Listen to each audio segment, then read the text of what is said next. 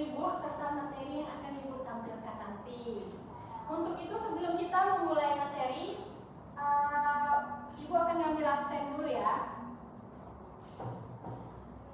Aulia Velato, hadir Bu. Risa Ayu, hadir Bu. Linda, hadir Bu. Wiwin, hadir Bu. Oke, alhamdulillah sampai siang ini hadir semua ya. Pada materi ini kan Ibu ngajar batik ya sekarang. Minggu lalu kita masih materinya tentang batik. Ibu pengen nanya lagi untuk mengingat materi sebelumnya, ada yang bisa jelasin lagi nggak apa itu sejarah batik? Yang dapat jawab Ibu kasih nilai tambahan. Ada yang bisa jawab?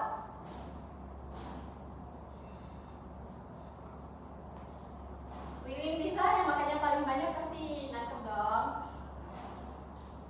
Lupa Bu. Oh ya ampun, kok langsung lupa. Risa? Ya Bu. Sejarahnya Bu. Ya. Indonesia adalah negara yang majemuk dan memiliki keanekaragaman yang sangat banyak. Hal ini tentu saja menjadikan Indonesia memiliki aset seni dan budaya yang beragam. Salah satunya tersebut adalah seni kerajinan.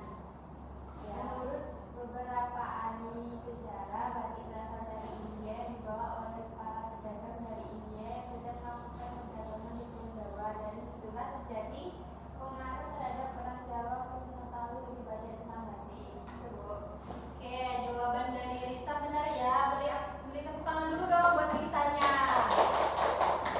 Oke, untuk pertanyaan selanjutnya masih materi kemarin. Jenis-jenis batik apa aja? Ada yang tahu? Tunjukkan. Aulia silakan.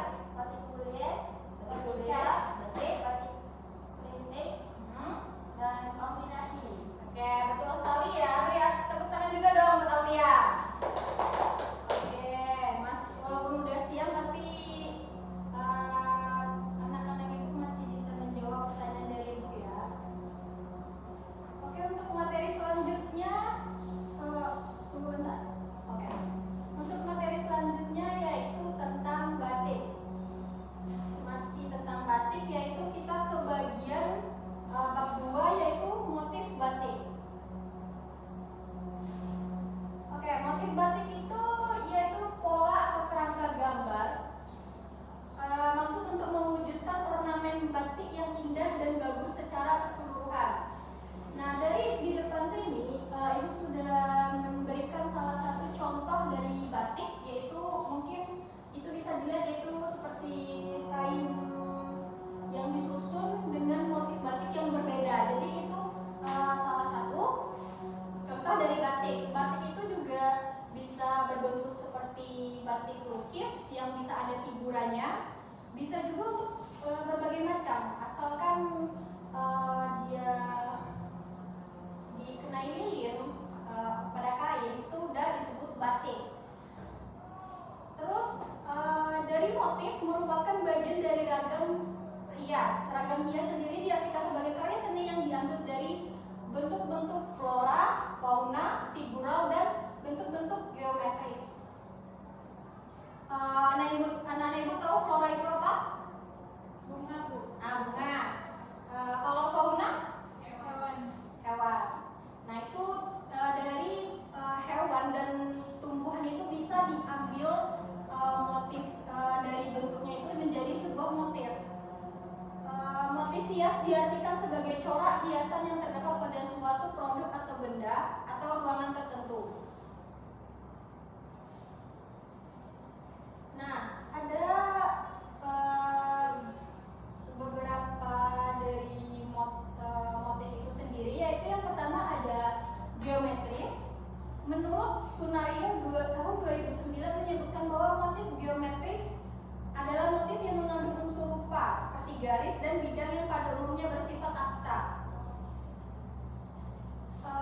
Motif geometris juga dikatakan sebagai motif batik yang ornamen-ornamennya merupakan susunan geometris. Nah, di sini ada beberapa bagian bagian dari contoh dari motif geometris. Yang pertama ada motif batik meander, swastika, tumpal, pilin atau spiral, kaum, parang, dan banji. Ibu akan menerangkan satu persatu dari motif tersebut.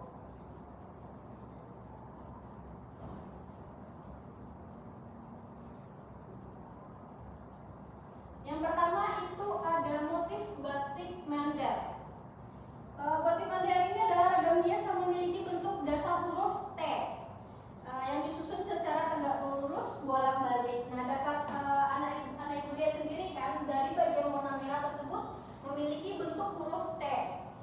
Jadi dia dipasang tegak lurus atau bolak-balik yang merupakan bentuk dari motif batik meander.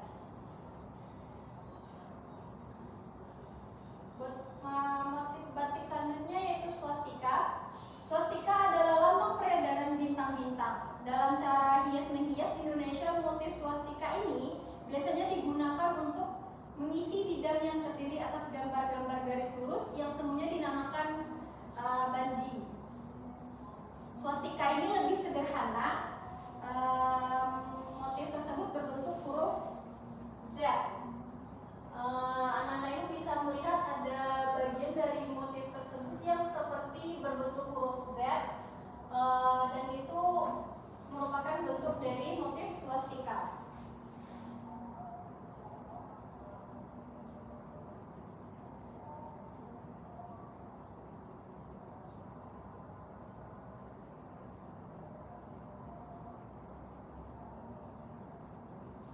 Motif selanjutnya yaitu tumpal. Tumpal sering digunakan sebagai hiasan tepi piringan suatu bidang. Tumpal merupakan susunan atau deretan segitiga sama kaki, seperti pada contoh di atas ini. Ini merupakan, kalau misalnya anak-anak itu melihat nanti di suatu kain ada bentuk segitiga, itu berarti merupakan salah satu bentuk dari motif tumpal.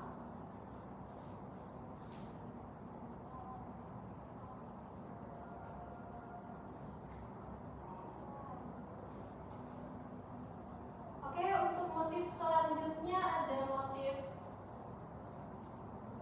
pilin atau spiral. Motif pilin pada dasarnya merupakan motif yang dibentuk oleh garis lurus dan lengkung, sehingga ujung garis motif ini menyerupai bentuk spiral. Nah, dapat anak ibu lihat sendiri bahwa dari gambar tersebut terdapat berbentuk sebuah spiral atau mungkin lingkaran tak jadi atau sebuah garis lurus yang membentuk melingkar atau spiral. Yang selanjutnya motif kaung. Motif kaung adalah batik yang berpola bulatan mirip buah kaung, sejenis kelapa atau dianggap sebagai buah kolang-kaling yang ditata secara rapi dengan geometris. Nah, dapat anak-anak lihat sendiri dari motif di atas pasti juga sering anak-anak ibu lihat pada sebuah kain, apalagi kain batik. Motif ini sering juga dijumpai dan sering digunakan karena dengan motifnya yang cukup unik dan juga sepertinya mudah. Ini pembuatannya diawali dengan sebuah lingkaran, makanya berpola bulatan.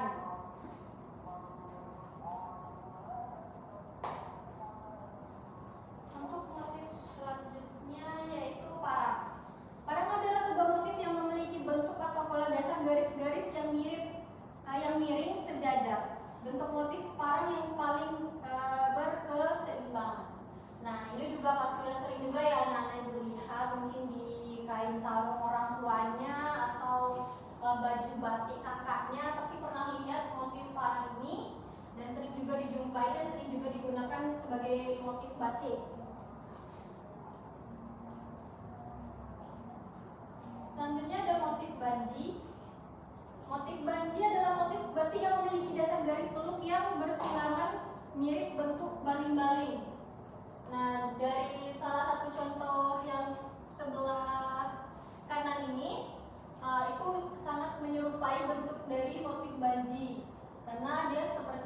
baling-baling. Ya, Linda, tolong perhatikan ibu ya. Ya, Bu. Jangan sibuk main HP, nanti ibu ambil HP-nya, benar nih? Simpan ya. Ya, Bu. Oke. Nanti kalau misalnya ibu tanya Linda nggak jawab, ibu marahin, ibu kurangi nilainya langsung ya. Ya, Bu. Oke, kita lanjut ke materi non geometrisnya. Non geometris yaitu motif-motif yang diciptakan tanpa menggunakan kaidah ilmu ukur. Dalam penciptaan motif non geometris ini, si pencipta tidak menggunakan pembagian bidang-bidang sebagaimana dalam pembuatan motif batik geometrik tadi. Kalau batik geometrik tadi kan menggunakan kayak alat ukur, misalnya dibikin ada lingkaran atau dibikin kayak persegi biar ada ukurannya sesuai dan sama rata. Namun non geometris ini tidak memakai alat ukur dan pembuatannya lebih bebas. Nah, di sini ada pembagian dari motif non geometris.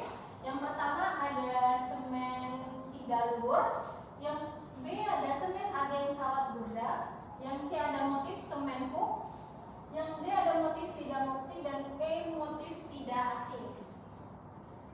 Ibu akan memberikan contoh apa-apa saja bentuk dari motif-motif tersebut.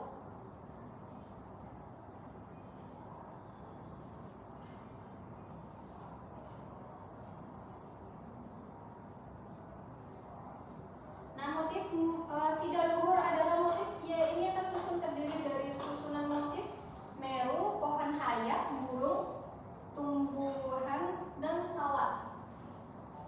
Untuk pada gambar di atas ini kurang jelas ya anak-anak, motif yang dinamakan yang mana yang tumbuhan, yang mana pohon hayat, yang mana burung.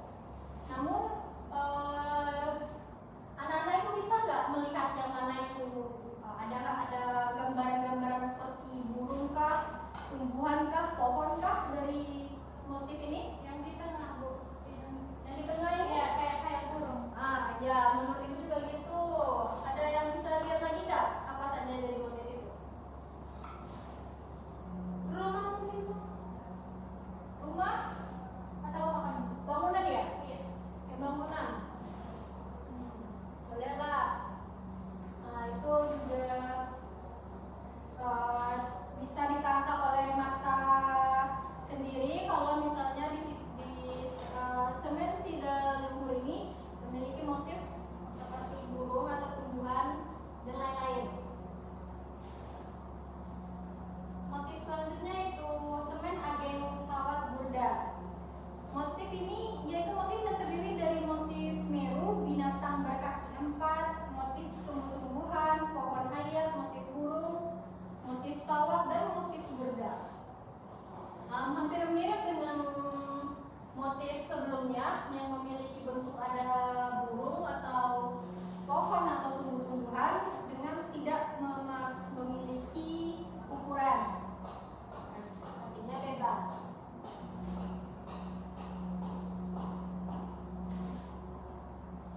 Motif selanjutnya itu motif semen hook. Motif ini tersusun dari unsur-unsur motif terang, motif binatang, motif cakra, motif burung hook, dan motif burda.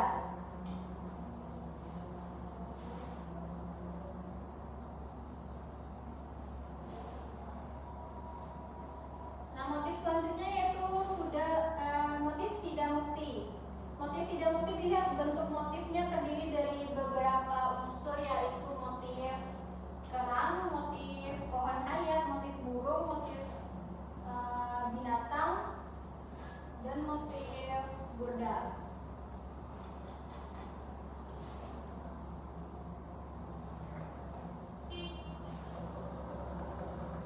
Motif selanjutnya itu ada motif sida asih.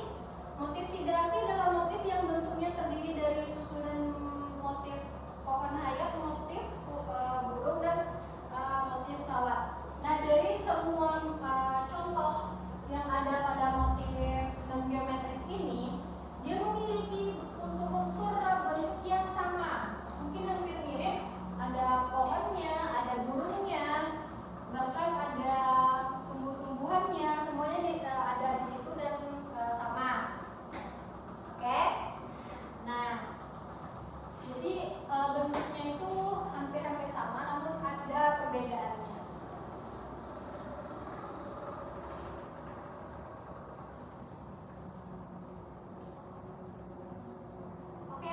selanjutnya ada isen-isen batik. Karena ini baru materi awal, Ibu rasa anak-anak itu sepertinya tidak tahu apa itu isen-isen. Nah, Ibu akan memberitahu isen-isen itu merupakan ragam hias pengisi latar belakang dalam pola batik. Isen-isen menjadi sebuah gaya kreasi batik untuk mengisi setiap bidang kosong pada kain. Isen-isen pada motif dengan tujuan memperindah dan memberikan gaya tarik pada kain batik.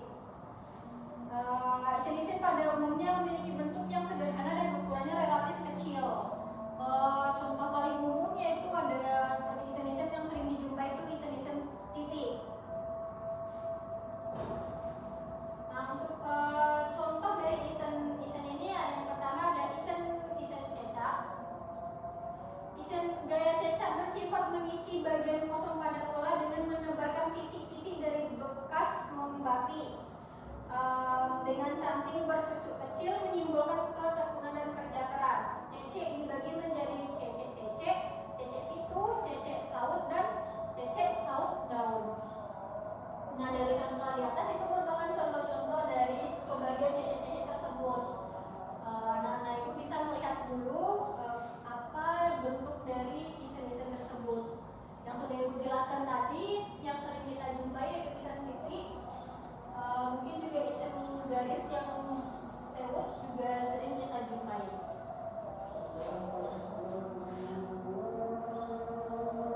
Untuk yang selanjutnya ada isen melik. Isen melik yang berbentuk menyerupai sisik namun di tengahnya diimbui dengan titik-titik berbentuk sisik-sisik dan ditimpa